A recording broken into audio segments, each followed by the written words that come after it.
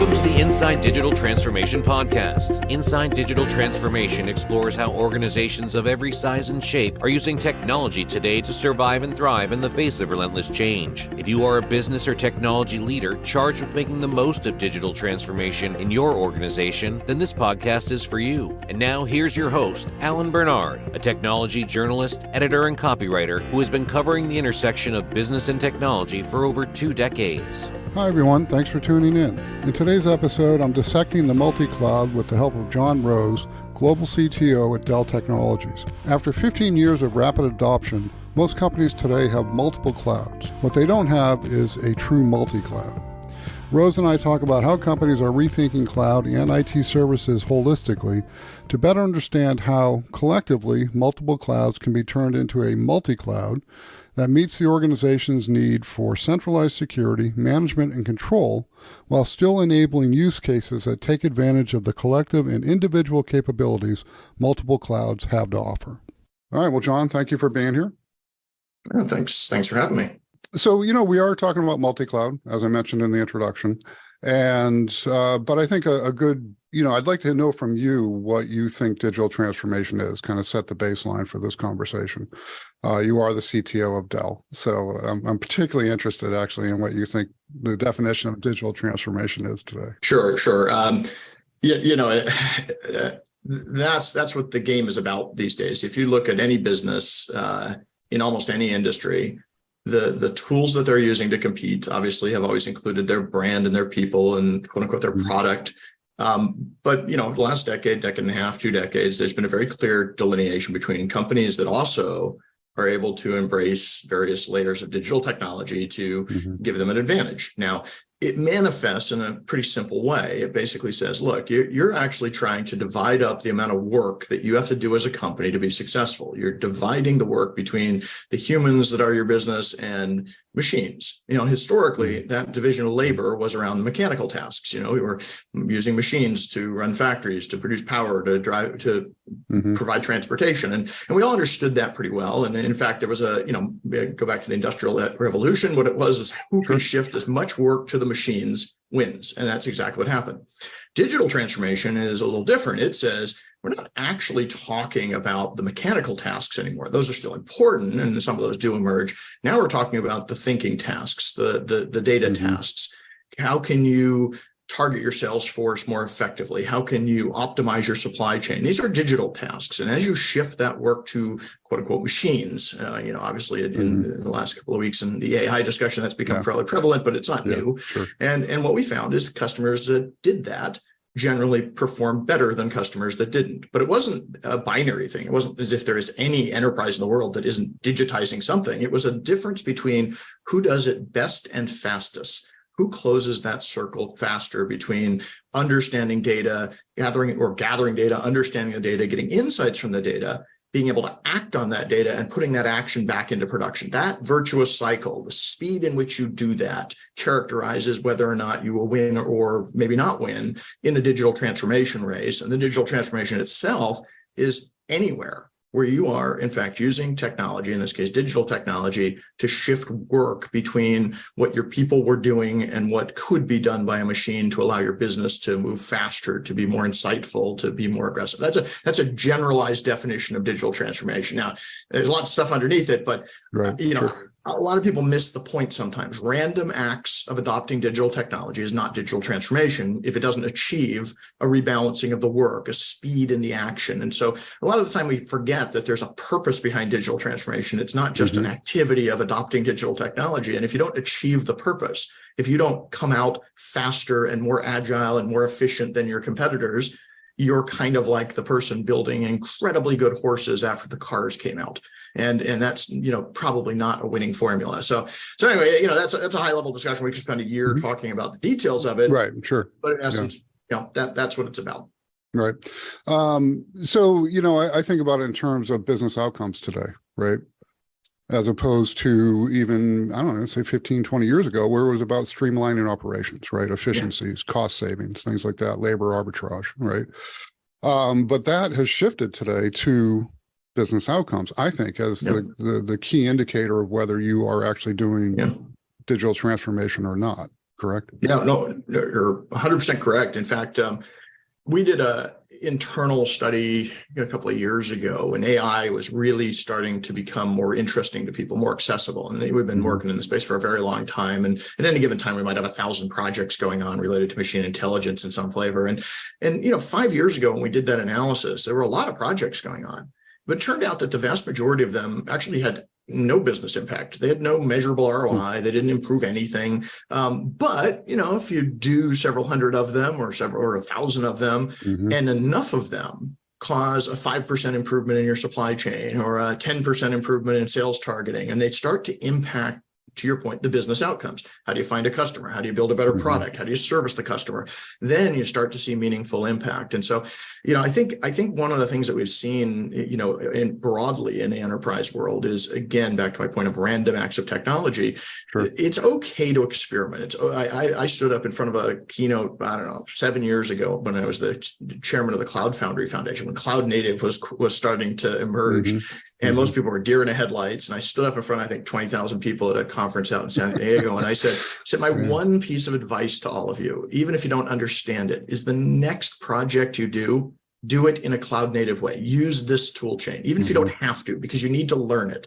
And so learning exercises are fine, but the real value is you are learning so that ultimately you'll do projects that impact the business in a meaningful way. And so, whether it's adoption of your cloud architecture, adoption of AI, adoption of data, all of these things, ultimately there are paths to get to that outcome. Sometimes they're learning, but if they're random and disjointed and they don't achieve that, I don't know what you're doing, candidly wasting your time.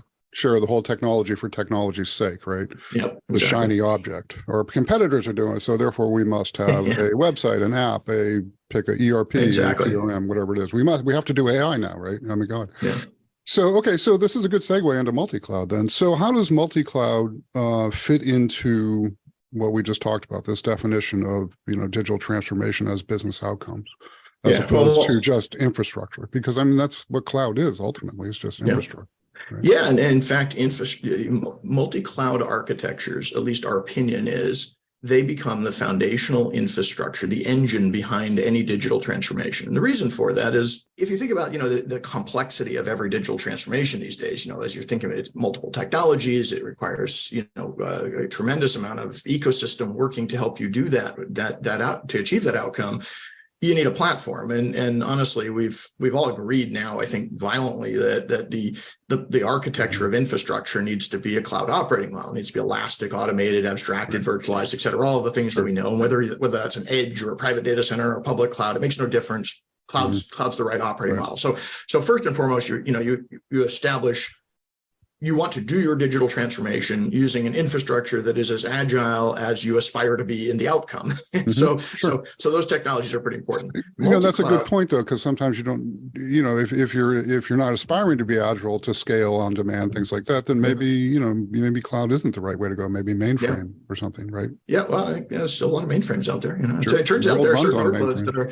Well, actually, digressing for a second, there's a concept called repatriation that's going on. And what it says is people who had moved a workload into a public cloud move it somewhere else, maybe not back to their private data center, maybe to colocation, maybe to something, but they essentially optimize after they've cleaned it up. One of the things that happened when we moved into cloud environments, whether public or private, is it forced you to look at your application estate and to deal with some hygiene issues, like, maybe I ought to containerize all my code. Maybe it ought to be all virtualized. Maybe I ought to eliminate some of these hardware dependencies. Maybe I ought not to be in a mainframe, and those kinds of things occurred as people moved into different cloud architectures, especially the public clouds.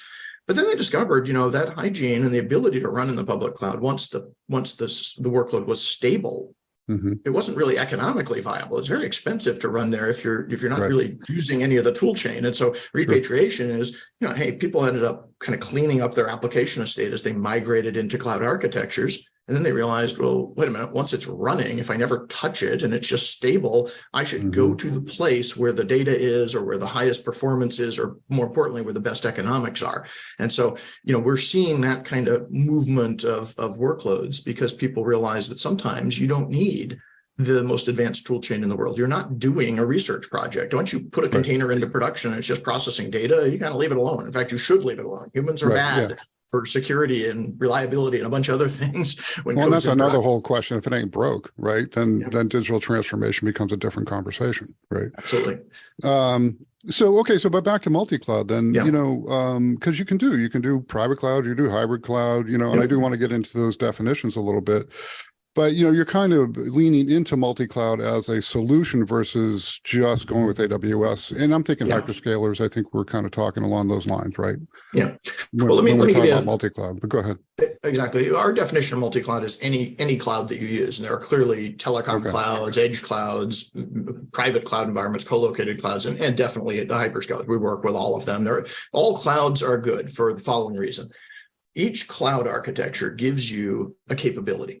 Now, it depends on how many capabilities you need as a company, but the bottom line is you're likely going to have a very complex set of diverse tasks that need to be accomplished to achieve your digital transformation. And some of them you might not even know are coming at you. Let me give you an example. I would have argued that the best public cloud for AI, 6 months ago, was not Microsoft. I'm not sure I would argue that anymore. Okay. And it's because the tool chain changed. And so one of the things about multi-cloud that's in our definition is, look, it is an outcome and a solution. And what it means is you need to take that collection of clouds, whichever ones you use, public, private, multiple hybrid, multiple public clouds, and you need to start to treat them as a system. And the reason you need to treat them as a system is that platform of clouds will give you a very large set of diverse application capability, functionality. It will give you AI tool chains or data management tool chains or security tool chains or vertical industry solutions. Very important to realize that no one cloud actually gives you all of the collective capability of the multi-cloud ecosystem. So right off the bat, it's not a Dell position, it's just reality. Almost every customer in the world, inevitably, because their developers and their businesses need capabilities, ends up wanting to tap into the collective capability of a multi-cloud ecosystem. That's better in every situation than the capability of any one cloud. No matter how big that cloud is, it is not the entire universe of capability set.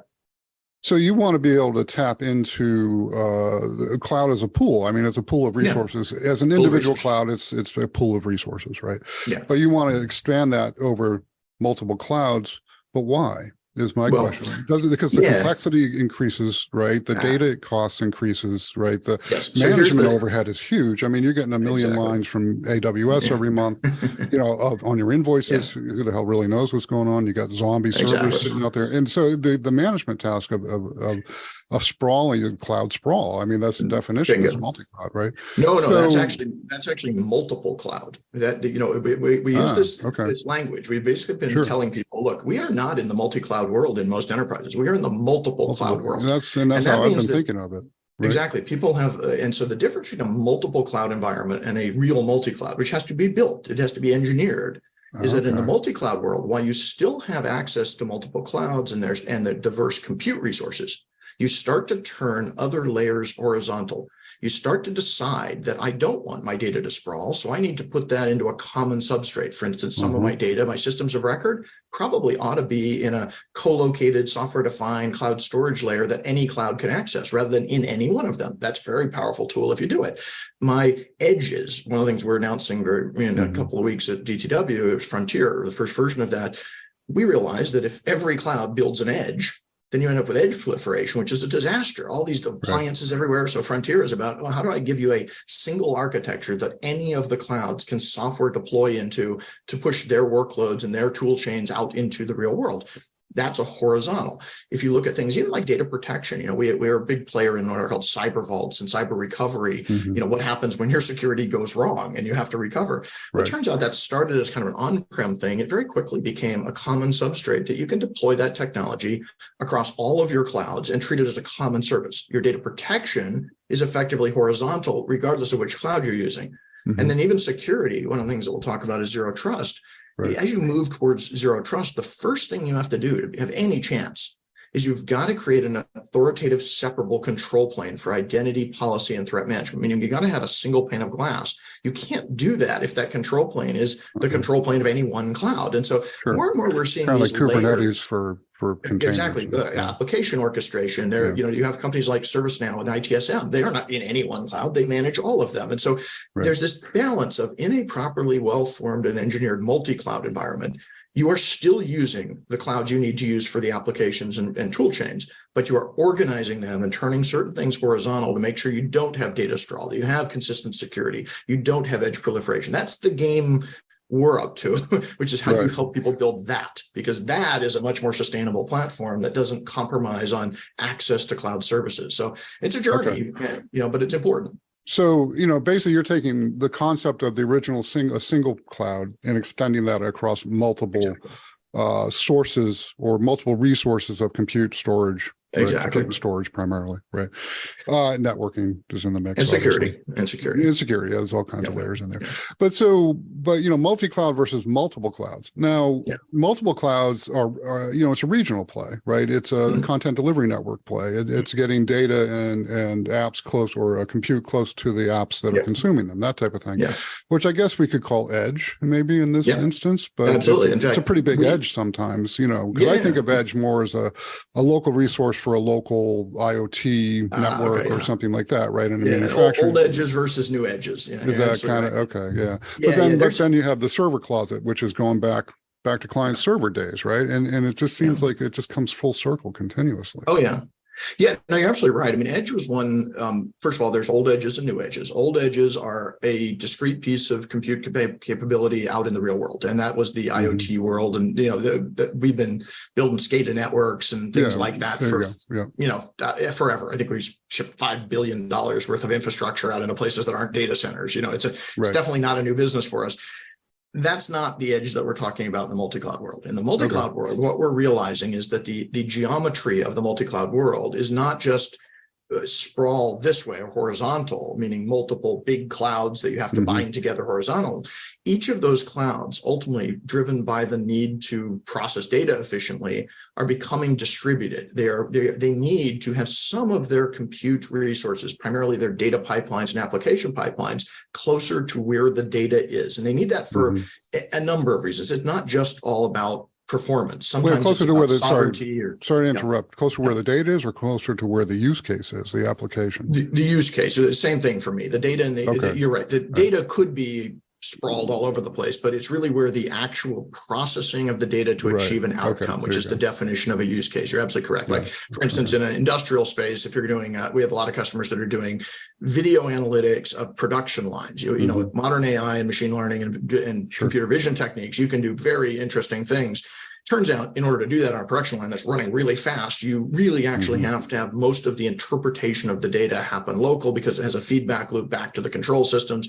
However, after it's done that, it's snapshotting all that information and throwing it up the pipeline, and it's ending up back in some data lake somewhere, or some analytics framework that then is either improving a model or gathering analytics around it. So data in the multi-cloud world tends to be pipelines, not places. It tends to be collections of data processing that are distributed based on need. And in this case, there's a need emerging, which is very, very prevalent, which is real-time processing of data in the real world. And whether that's a medical instrument, like a digitized, CAT scan system that can give you immediate feedback. We're seeing more and more clinical care. There's just smartphones. You go into the manufacturing environment. Eventually, autonomous vehicles will be more connected. Right now, they don't really trust the network. We don't have the network for it. We'll see how that works out. So we actually view edge, sometimes we call them edge clouds, because in many cases you may want to actually tap into, your point, an edge that isn't actually a computer sitting in your store. It's a cloud service in your city that happens to be 2 milliseconds away from your store. And that ability to deliver the cloud operating model as an edge service is just another cloud that you need to orchestrate. I like what you bring up there. If you think about it in terms of time. Right. So when you're planning a trip and you're in a car trip, particularly, right, with your family, with the kids in the back, right, you don't think in terms of 600 miles. You think in terms of like 16 hours, right? That's what you think. So, right. So that's the distance is actually time, not time. Physical. It is time. In fact, I was in Japan, early in the edge discussion. I was talking, and it dawned on me, none of the Japanese customers in Tokyo were really talking about edge the same way everybody in the US was. And after a little while, I realized, that's because in Tokyo, it's a densely packed city with big, giant data centers and huge fiber optic infrastructure. So the idea of putting a computer, in a store made absolutely no sense. You have a fiber connection, and literally within 1 millisecond, there are like 3 different at-scale data centers. Right. And so we realized very quickly, edge wasn't necessarily a place; it was time. It was this behavior that you were trying to achieve, which is to move certain parts of the compute pipeline to a place that optimizes it with respect to the use case. In this case, these use cases generally tend to bias towards real time. In fact, almost all edge use cases going forward will have some AI and machine learning capability, because those are the things you use out there to actually achieve those outcomes. Here's an example of one way to think through it, very contemporaneous around AI. Most people say, I'm going to do an AI project. Well, that's not actually a very good statement, because there is no such thing as a singular AI project. In fact, every AI project has at least 3 separate projects that go on around it. The first is what I describe as the academic phase. It's the phase in which you're trying to figure out how I would apply AI to that problem. You're developing an algorithm, you're developing a framework. Now, in the multi-cloud world, my recommendation, where to do that? In a public cloud. They have great tool chains. It's really easy to spin it up. That's a fantastic place to use TensorFlow. That was the first big use case was Dev, right? Yeah, go learn AI there, develop your architecture there. Great, part A. Part B is, once you develop a set of algorithms and you understand how you're going to apply the AI, you probably do not have a sufficient model sitting there to power that AI, to basically give it the intelligence. There, today, you have a series of choices that most people don't realize they have. The first is, in many cases, you can just go buy the model. You don't need to build a model. Training is not a requirement in all situations. And the model is what? All the analytics, it's all of the formulas. In the case of algorithms, right? Well, it's the actual, think of it, the algorithms is defining the structure of the model. The trained model is when you put data through it, and ultimately the model forms its own semantics. It puts weights against all of the neural net to basically decide to represent. So running the model is like running an application. Basically, at the end, if you have a trained model, that's the application. But to get there, you have to design the model, and then you have to train it. And the training is the data intensive kind of at scale thing that people talk about. I got 500 billion things put into this trained model. That's however you characterize it, that's a very heavy lift. But it turns out an enterprise, if they want to, let's say they want to do image recognition for fraud detection in a store, you do not need to train an image recognition library. There are tons of them you can just buy. And so the third phase, though, remember, phase 1, great in a public cloud, good tool change. You can do it yourself, but do it there. Training, sometimes in a public cloud, sometimes you buy it, sometimes small enough you can do it yourself. It depends. Choose the right choice, which cloud. And then the third is inference, which is once you have a trained model that you can put into production, that it can actually look at data and interpret it, then you have to decide where that belongs. And it turns out, in many cases, not all, that belongs closest to where the solution outcome is happening, in the factory, or at least close from a time perspective. But I'm starting to think of multi-cloud as orchestration, and multiple cloud as where where the functionality lives.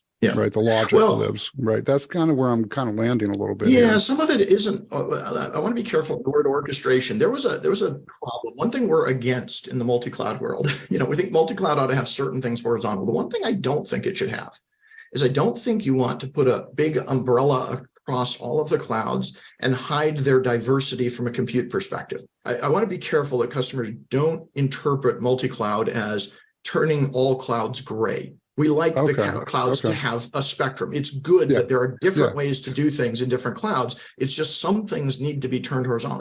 The perfect multi-cloud, in my view, is one that has enough horizontal bands. The data can be managed collectively, security collectively, edges collectively, protection collectively, maybe some of the ITSM interaction collectively, but it still emits that diverse color scheme of all the different ways of doing things in each of these clouds from an application developer perspective, from a user perspective. That's the magic. Capability perspective. Yeah, the clouds are highly capable. And one of the reasons we tell people that a single cloud approach is the wrong answer isn't an opinion. It's you are limiting yourself to a subset of the diversity of capabilities that the cloud world could give you. Or you're not utilizing the capabilities to their best effect either. Exactly. Maybe the other side of that coin.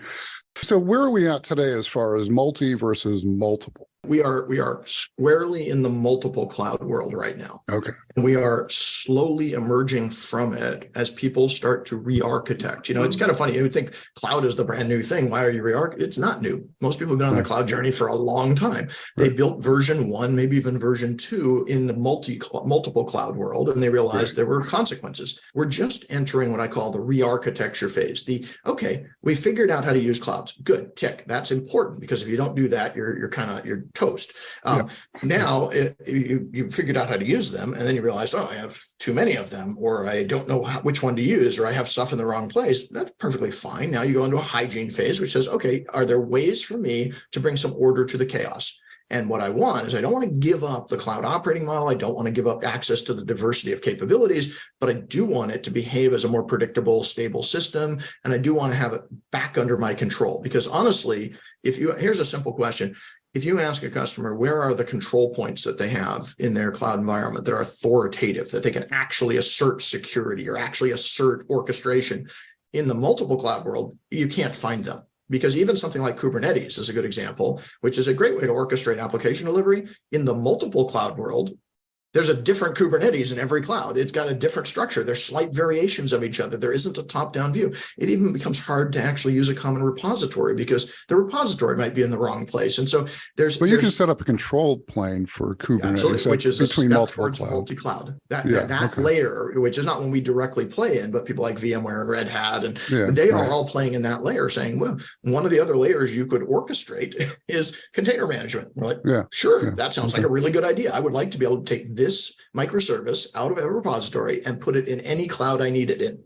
That's a pretty important goal. Today, that's hard to do. If you put in a level of orchestration across your clouds for container management and repository management, that suddenly becomes achievable. And it's a question, do you need it? Well, yeah. Generally, if you're going to use multiple clouds, being able to reuse microservices and have your applications deployable in any of them is a desired outcome. It will give you an advantage over a company that you're competing with that doesn't have that capability. So one of the things that you brought to the table here, I don't mean it like that, but one of the things that you mentioned in our email exchange, right? Before the call, was understanding true multi-cloud. And I think we've kind of established what that is at this point. Will force us to rethink everything from how we manage data, to how edges are built, to how we bend the curve on securing our IT environments with zero trust. Do you think we've covered that? Now that I'm rereading this, I'm seeing a lot of things that we've already touched on. I think we've covered all but the last one, the zero trust one. We haven't really double clicked on, but and it's probably worth a few minutes on that discussion. But the rest, I mean, we meandered through edge and I think we covered the vast majority 3 times. Zero trust is not a technology. Zero trust is a philosophy and architecture, whatever you want to describe it as. And it's really, unfortunately, it's incredibly confusing because it's been over marketed and under delivered for a long time. But its basic essence, zero trust is just 3 transformations that happen. The first is that you move from a model where your infrastructure will tolerate the presence of an unknown entity. And what happens in zero trust is you require that everything be authenticated and authorized continuously. And everything is defined as all devices, users, applications, and data. The minute you are able to attest that everything on the infrastructure that's there is supposed to be there, is authorized, your security posture changes dramatically. Non-trivial to do that, but that's the first principle. The second principle is, in the security world, there's only 3 things that happen: the known good, the known bad, and the unknown. Those are the 3 things you deal with all day long in security. Our current security architectures, and in fact, this morning I'm at RSA out in California, that's why I'm out here, the current ecosystem is designed to basically prevent the known bad and to hopefully find known bad things in the unknown. That's what it does. It is a reactive posture. We find a problem, we patch it. We prevent a thing that's known. We have this concept called a zero-day attack that we've never seen this before, that we'll react to it. There is not a CIO in the world that wakes up feeling happy in the morning about their security posture. It doesn't exist. And it's getting worse. Zero trust, again, paradigm shift, says, wait a minute, if there's 3 things, known bad, unknown, known good, why don't we focus on the known good? Why don't we describe by policy rules the known good behavior that you want and prohibit everything else? And now that is incredibly hard to do. Most people don't even know how their applications work. They don't know what they do. They don't know what's going on. But nevertheless, if you could do that, everything changes. And then the third is, when we think about the relationship of the infrastructure and security and the ability to detect events, to see what's going on, we have created a world where we've separated those two. And for instance, I describe our current architectures are the needle in a haystack architecture. We have a whole bunch of random infrastructure. By the way, multi-cloud is a good example, or multiple clouds is a good collection of random infrastructure. And then we bolt on top of it a whole bunch of XDR and analysis tools and telemetry tools. And we hope that those tools, by gathering billions of events, will find an anomaly. That is not a way to find an anomaly. So in a zero trust environment, one thing that happens is if you understand that everything on this infrastructure needs to be authenticated, the behaviors are well defined, that ability to do threat detection becomes kind of a core function of the infrastructure itself. It's just looking for anything that isn't those, which is much easier to do, does not require these giant offboard systems.